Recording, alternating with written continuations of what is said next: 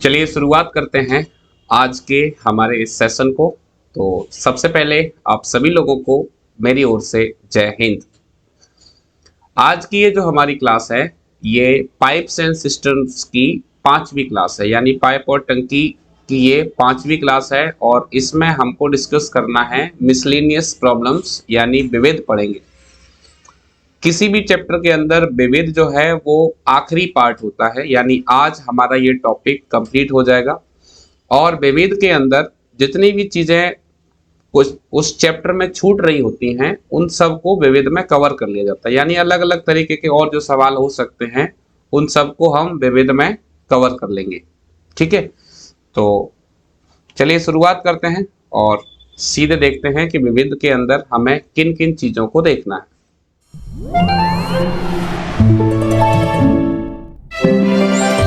सबसे पहले मैं आपको बताऊं कि हमको क्या डिस्कस करना है। पहले हम डिस्कस करेंगे क्वेश्चन बारी बारी वाले, बारी बारी, क्योंकि ये क्वेश्चन काफी एग्जाम में देखने को मिलते हैं, बारी बारी पर आधारित।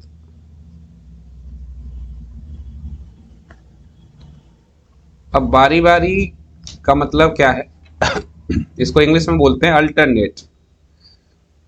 मतलब इसमें जो नल हैं वो जब काम करेंगे तो काम किस तरीके से करेंगे, वो एक साथ नहीं करेंगे। पहले एक करेगा फिर दूसरा करेगा, फिर एक करेगा फिर दूसरा करेगा, इस तरीके से काम होगा। इसे हम बारी बारी पर आधारित प्रश्न कहते हैं। तो इसके लिए मैं आपको पहले पूरा कंसेप्ट समझाता हूं, फिर हम देखेंगे कि जो है कैसे क्वेश्चन को डील करना है। अगर आपको ये समझ में आ गया तो बारी बारी वाला कोई भी क्वेश्चन आपको कभी भी परेशान नहीं करेगा। चलिए, तो जैसे मान लो मैं एक क्वेश्चन लेता हूं कि नल ए किसी टंकी को 20 मिनट में भर सकता है और नल बी अकेले उसे 25 मिनट में भर सकता है। यदि उन्हें बारी बारी से एक एक करके खोला जाए और ए से शुरू करें तो टंकी कितने समय में भर जाएगी, ये है हमारी पहली कंडीशन।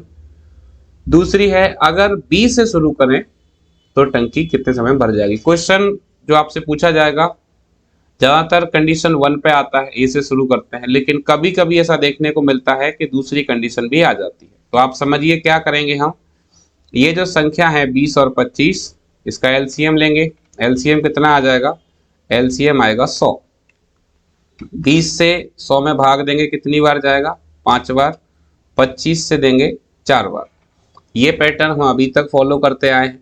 अब इसमें खास बात क्या है वो देखिए। जैसे ए, क्योंकि बारी बारी से चलेंगे, बारी बारी से चलेंगे तो ए चलेगा पहले मिनट में। पहले मिनट में ए कितने भाग भर रहा है, ए भर रहा है 5 भाग, यानी 5 भाग ये भर देगा और फिर इसको बंद कर देंगे। दूसरे मिनट में कौन चलेगा, दूसरे मिनट में बी चलेगा और ये कितने भरेगा, ये भरेगा 4 भाग। इसका मतलब कुल मिलाकर ये कितना चले, 1 और 1 2 मिनट। 2 मिनट में कितना भरा, 5 और 4 9 भाग भरे। ठीक है, 9 भाग हमने भर लिए।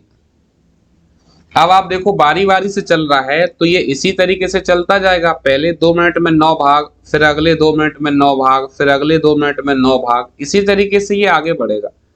अब ये साइकिल कितनी बार चलेगी, यानी ऐसा कब तक होगा, क्योंकि अगर हम ऐसे हर बार 2-2 जोड़ते जाएंगे तो बहुत टाइम लगेगा। इसके लिए क्या करेंगे, इसके लिए आप ये जो 2 मिनट का आया है काम, इसका भाग दे दो कुल कार्य में से। टोटल हमको कितने भाग भरने हैं, 100 भाग भरने हैं। तो मैं 100 में 9 से भाग देता हूं। 9 से भाग में 100 में दूंगा तो कितनी बार जाएगा, ये जाएगा 11 बार। 11 9 99। जितनी बार भाग जाएगा उस संख्या का दोनों तरफ आपको मल्टीप्लाई कर देना है। मतलब क्या हुआ कि अगर 2 मिनट में 9 भाग भर रहे हैं तो इसी तरीके से चलते हुए 22 मिनट के अंदर कितना भर जाएगा हमारा, 22 मिनट के अंदर 99 भाग भर जाएंगे। क्लियर, ठीक है, ये तो कॉमन है। अब देखो कंडीशन, जैसे मानकर चलो क्वेश्चन ये कह रहा है कि अगर ए से शुरू किया जाए, ए से शुरू, तो आपको मालूम है कि 11 × 2 22 मिनट तो लग चुकी हैं। 22 मिनट तो समय लगेगा ही लगेगा, चाहे हम ए से शुरू करें या बी से शुरू करें, क्योंकि ये तो कॉमन टाइम है। तो 22 मिनट का समय तो पूरा हो चुका है। अब आप यहां ध्यान दो, अगर मैं ए से शुरू करूंगा, ए से, तो अब अगला नंबर किसका होगा? ए का होगा। ए 1 मिनट में कितना भरता है? 5 भाग भरता है। 1 मिनट में 5 भरता है, भाग हमारे कितने भर चुके हैं? 99 भर चुके हैं। तो कितने बचे हैं? 1 भाग बचा है और वो 5 भर देता है। इसका मतलब 1 मिनट भी नहीं लगेगी, 1 मिनट से पहले ही काम हो जाएगा। तो अब आपको क्या करना है, जो काम शेष रह गया है उसे ऊपर लिखते हैं और जो काम जिसे करना है उसे नीचे। तो आपका आंसर क्या हो जाएगा? 22 सही 1/5। यानी अगर प्रश्न आपका ये आता है कि ए से शुरू किया जाए तो हमारा आंसर क्या होगा? 22 सही 1/5। अब मान लीजिए कभी कभी एग्जामिनर पूछता है कि बी से शुरू किया जाए, यानी बी कार्य शुरू करे तो कितना समय लगेगा। तो मैं आपको बता चुका हूं, जो ये टाइम है वो तो लगना ही लगना है।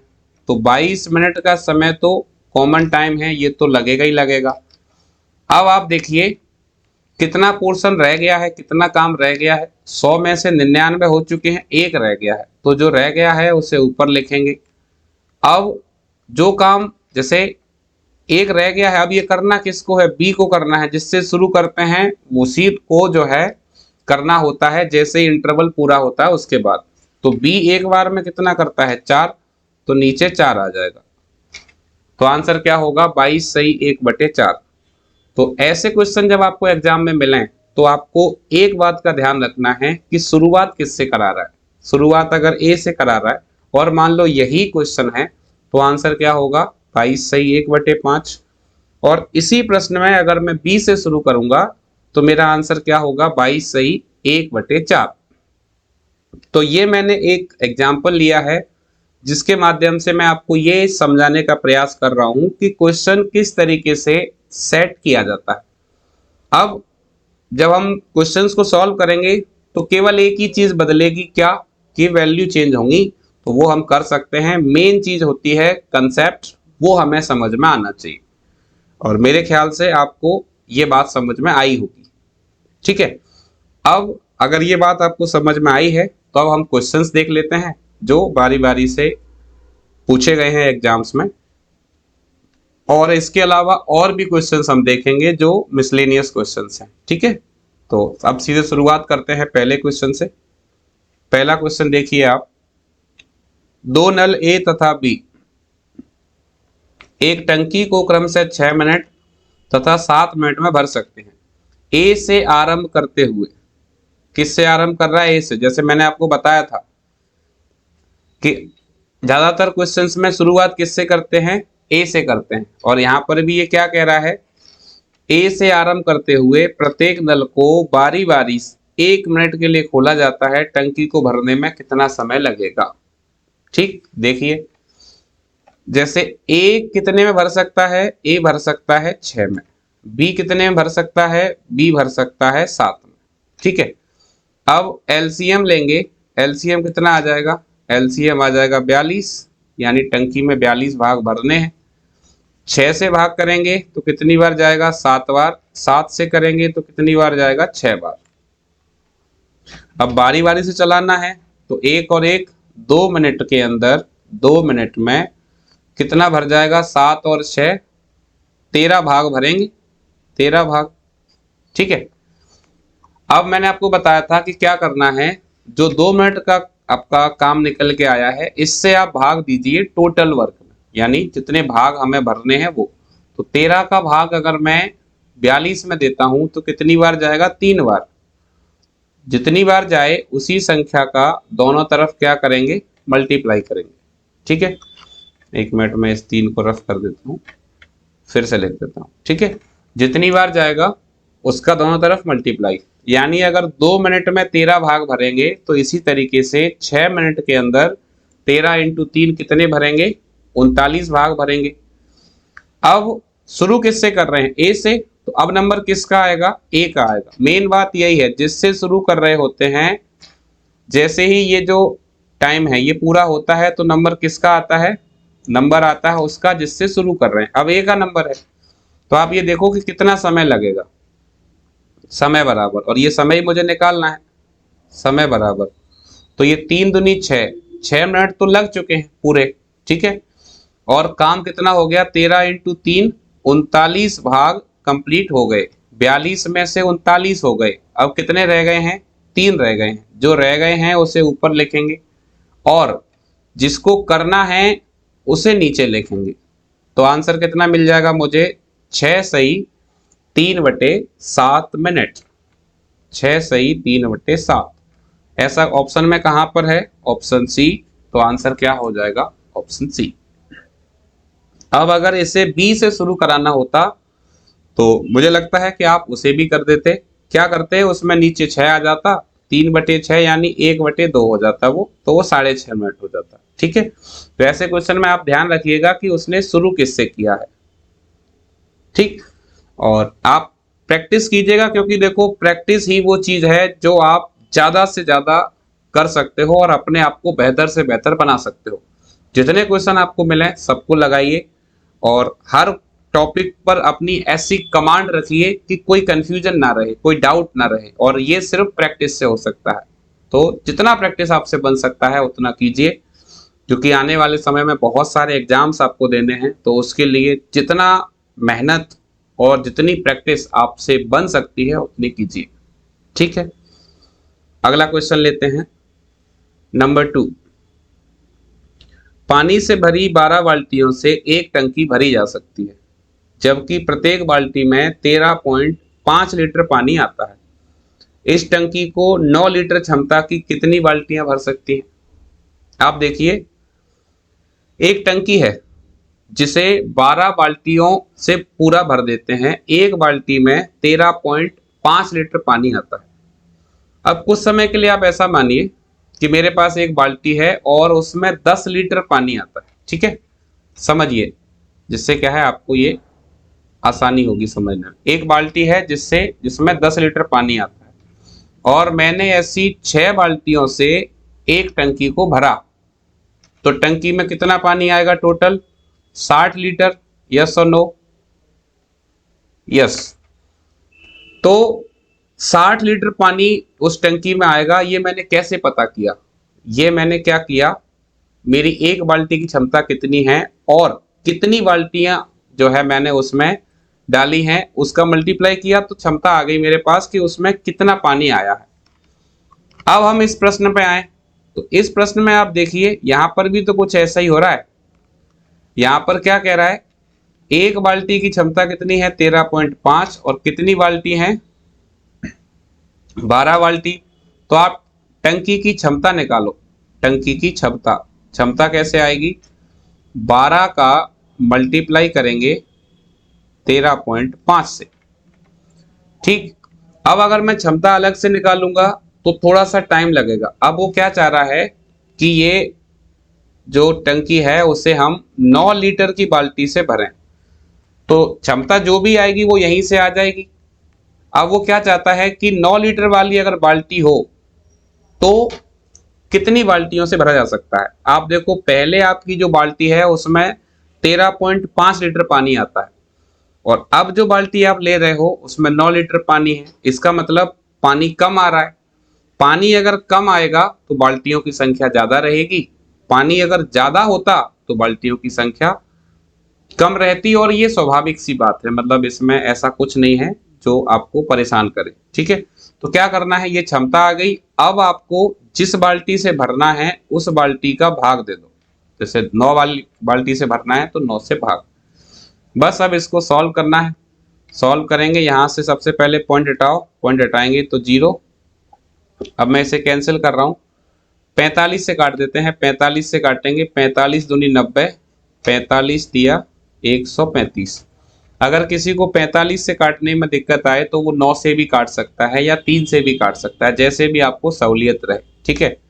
अब इसके बाद मैं इसे 2 से काट देता हूं, 2 से 12 को काटेंगे 6 बार, 6 का मल्टीप्लाई 3 से करेंगे तो आंसर कितना आ जाएगा 18, ऑप्शन नंबर बी, यानी 18 बाल्टियों से ऐसा हो जाएगा।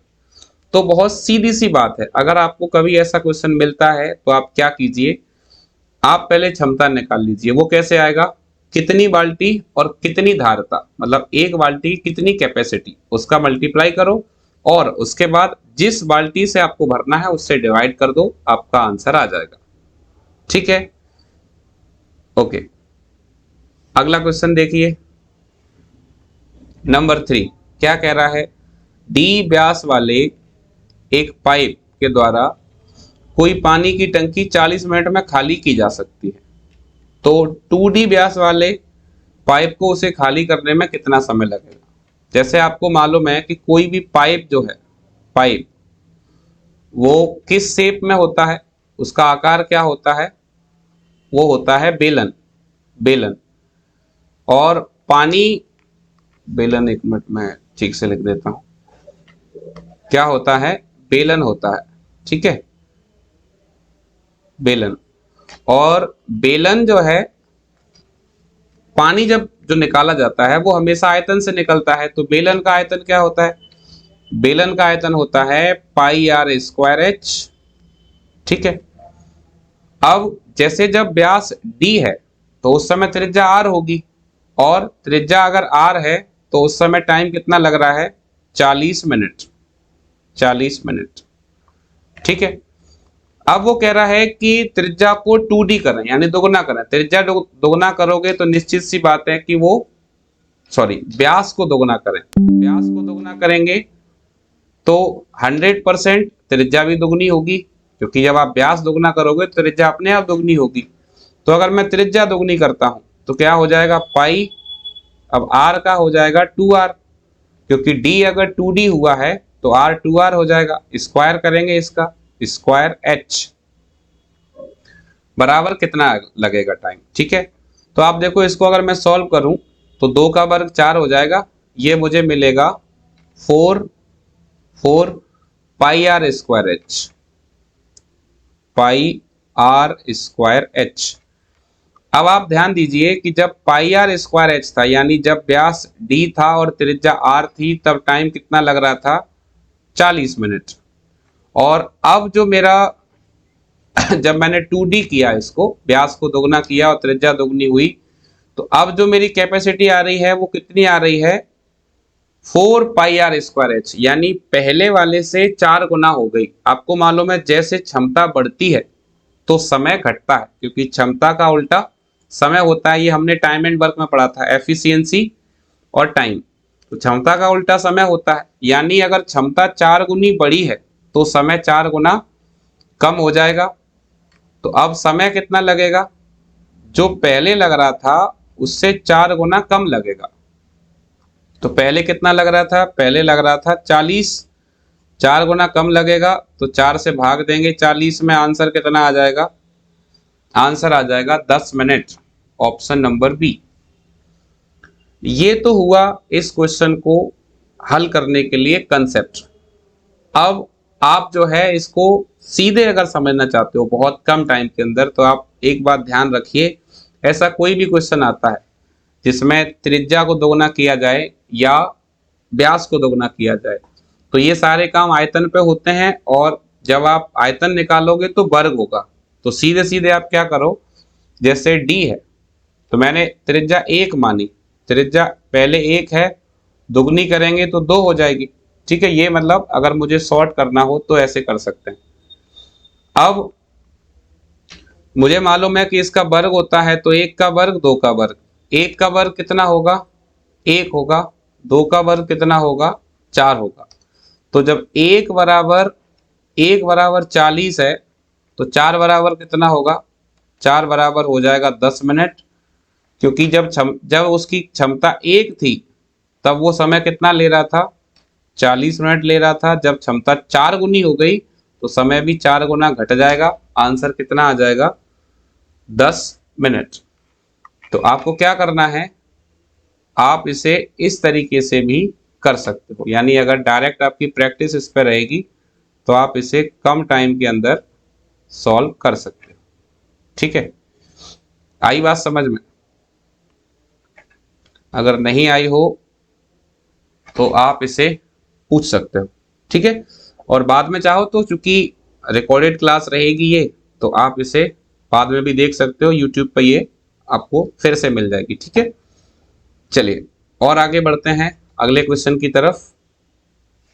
ये देखिए क्या कह रहा है, यदि किसी टैंक के 1/3 भरे होने पर उसमें 80 लीटर पानी आता है तो उसके आधा भरा होने पर कितना पानी आएगा। कोई टैंक है, मैंने मान लिया टी है, टैंक में 1/3 भरा है तो पानी कितना आ रहा है 80 लीटर। तो टैंक अगर पूरा भरा होगा तो कितना पानी आएगा, 3 को इधर ले जाओ, 80 × 3 करेंगे कितना हो जाएगा 240, यानी उस टैंक की कैपेसिटी कितनी है 240। अब क्या कह रहा है आधा, तो 240 का आधा करेंगे कितना हो जाएगा 120, यानी टैंक जब आधा भरा होगा तो पानी कितना आएगा 120 लीटर। बहुत आसान क्वेश्चन है और आप इसे काफी आसानी से कर सकते हो। ठीक है, और आगे बढ़ते हैं। अगला क्वेश्चन देखिए, किसी टैंक का 3/4 भाग पानी से भरा हुआ है, उसमें से 30 लीटर पानी निकाला जाए तो टंकी खाली हो जाती है, टंकी की धारता कितनी है।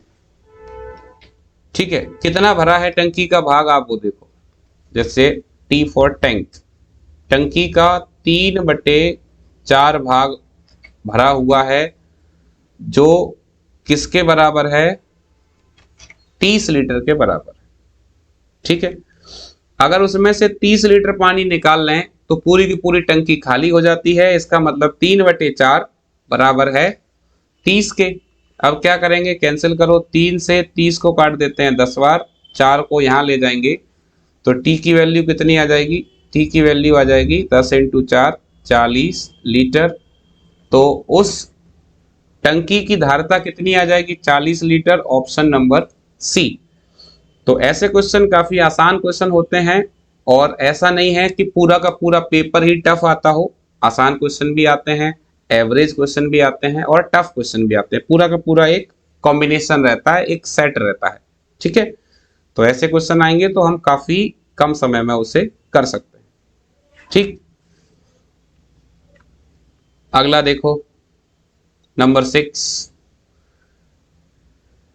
ये कह रहा है जल से पूरे भरे बर्तन का वजन 16.5 किलोग्राम है।